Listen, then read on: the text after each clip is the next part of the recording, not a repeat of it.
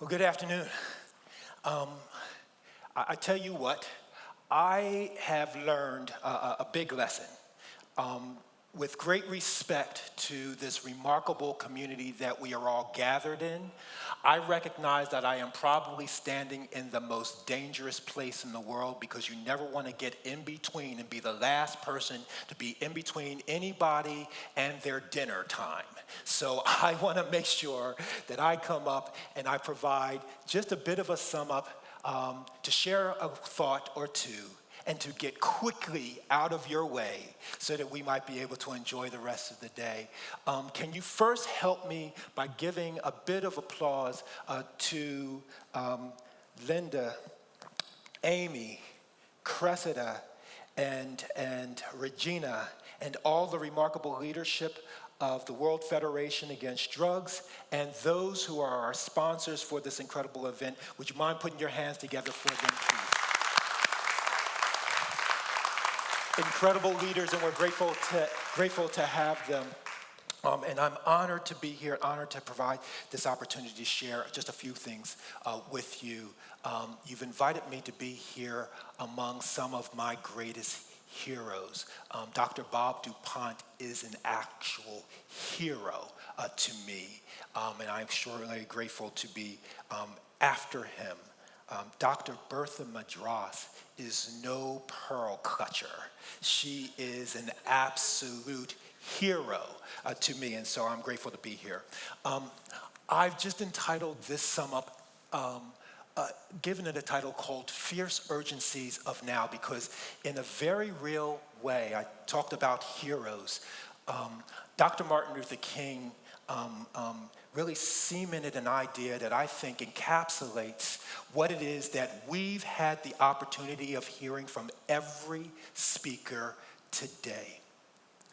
Dr. Martin Luther King shared that there is a fierce urgency of now. And when he shared this, at the time that he shared this, the greater population was not in tune with that fierce urgency. And so it became incumbent upon him to be and to put out the clarion call about this fierce, urgent now. And so today we heard from a remarkable panel, Mr. Christopher Schmidt, Knut Reyes, and Cressida, gave us a good picture of what's happening in these Nordic states and how they are both different and similar in regards to this. Dr. Ben Dixon encouraged us to be dispassionately guided only by science in order to mitigate what he referred to as bad thinking that is happening and taking place today. My good friend Dr. Madras warned us, gave us a clarion call by sharing that we have entered into a new concerning phase with an emerging advocacy for many things that she said represent things that are a line that she cannot cross. For instance, those that are refusing to admit normalization and the increased access contributes to the increased misuse and addiction that we are finding in our world. One idea that she offered that I think really stuck with me is the fact that the American opioid crisis actually provides a remarkable example for us to learn from, with clear evidences of parallels that we could glean from in terms of the way the campaigns to advance legalization and commercialization are taking place now that we can learn from. And so she posed the question, what path are we going to choose? Will we choose the path that prioritizes the value of every human brain, understanding the unique vulnerabilities of the adolescent brain? Doctors Alabek, Meyer, Dr. Mary Cannon, and Dr. Emmett Power shared with us important research that spoke to the relationship between cannabis and mental health, mental well-being, and cognitive deficits. All of this lent itself to supporting Dr. DuPont's claim and notion that he hopes that we all take on, which is the fact that we are currently in a modern global drug epidemic. The fierce, urgent now is where we are. And I have to get personal. I'm going to speak just a moment, but I'll be right out of your way to share with you why this is so incredibly important to me now. I have to share something personal about myself. In the last 4 years, my life changed dramatically. My wife and I became grandparents for the very first time, right? And anyone, oh, go ahead, you can do that. You can do that if you want to do that. That's fine. Here's the point. Anyone here that is a grandparent knows exactly what it is that I'm going to say. When you become a grandparent, your life changes. You see the world in a way that you've never seen before. It's kind of like God gives you a gift when you become a grandparent. And when you open up that gift, you find out that there's a whole new level of love that you never knew existed before. My son and his wife gave us our first grandchild. And then 10 days later, my daughter gave birth to twins. Now, I don't know how you all do it where you're from, but apparently that's the way it happened for me. And when that happened, that's right, if you're doing the math, I went from 0 to 3 in 10 days, right? And then my son and his wife gave us a fourth the very next year, so now we have 4. Here's the point. When I go to visit my grandkids, they call me Babu, by the way. Babu is Swahili for grandfather. And when I go to visit my grandkids, I find something very strange. I find that even though I have 2 degrees, for the life of me, I cannot figure out how to navigate the stairs. I can't open up that thing. And then when I actually finally get downstairs, I find I can't open the cabinet for a snack. I just want a snack. And I find out that I can't figure out how to charge my phone. And forgive me, I don't mean to be rude or crude, but I'm over 50 and there are some areas of the house that should never be restricted. I'm just saying. I'm just sharing this. Here's the point I want to ask you all. In this environment, who's the priority? Is it Babu? Probably not. The priority in this environment are the most vulnerable population.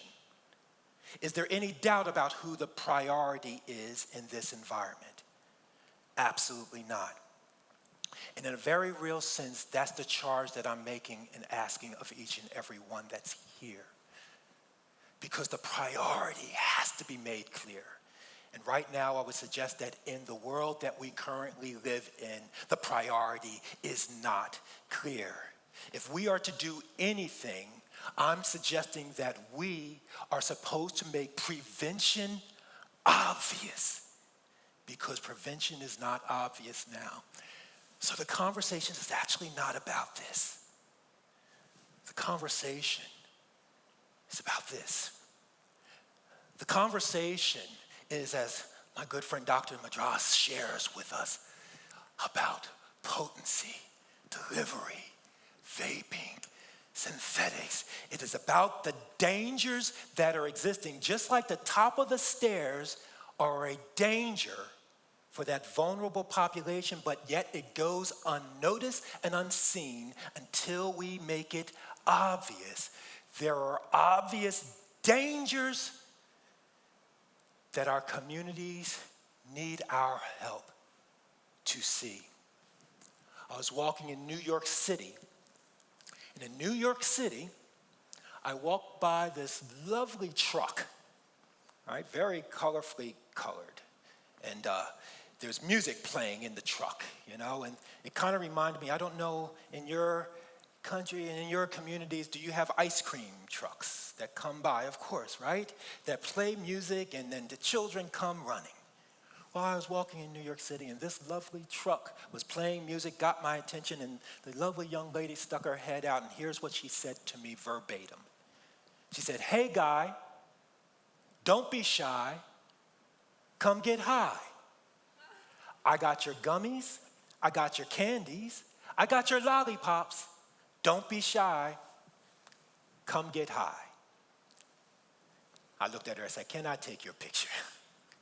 Here's the point that I want to make here. The THC value in any of the products that are being sold on this truck don't rise to the level where it's either illegal or problematic. No one getting anything from this truck is actually going to get high. So the truck is selling a lie, right? Because it's still against the law there. But how many of you will agree with me that what they're selling, what their goal is not to get people high? The goal of this truck is to normalize this. How many of you will agree with me that even some 10 years ago, 5 years ago, this would have been unheard of even on the streets of New York, right? If you don't hear and remember anything that we're saying today, remember this, that normalization equals invisibility. If it's normalized, it becomes invisible to us. The job of each and every one of us, based upon the conversations that we've had today, is to make the invisible visible. And so, with this, I'll end with a comment by a hero of mine, Congressman John Lewis, who is an iconic civil rights hero who made a statement once. He is no longer with us, but I had the great fortune of actually meeting him and working with him for a very, very brief moment. And what he shared is he said, ours is not the struggle of one day, 1 week, or 1 year. Ours is not the struggle of one judicial appointment or presidential term. Ours is the struggle of a lifetime, or maybe even several lifetimes. And each and every one in our generation must do our part. He referred to that as getting into good trouble. I'm imploring each and every one of you, and I'm thanking each and every one of you for who you are. You made this long trek to be here because getting into good trouble is what we do and what we need to do. So thank you on behalf of the World Federation Against Drugs and all of the sponsors of this event for applying what it is that you do. Get into good trouble. I highly recommend these 2 books, Smoke Screen and Chemical Slavery. Smoke Screen, Dr. Kevin Sabat is going to speak on tomorrow. Dr. Bob DuPont wrote a seminal book to be able to deal with learning and understanding this. But I will share that on behalf of Ethan Courtney and the twins, I know, right? Valentina and Carmen, and here's what they look like now. You guys are doing your thing on behalf of them, and for that, I'm inordinately grateful. God bless you all. Thank you all very, very much, and we look forward to seeing you tomorrow.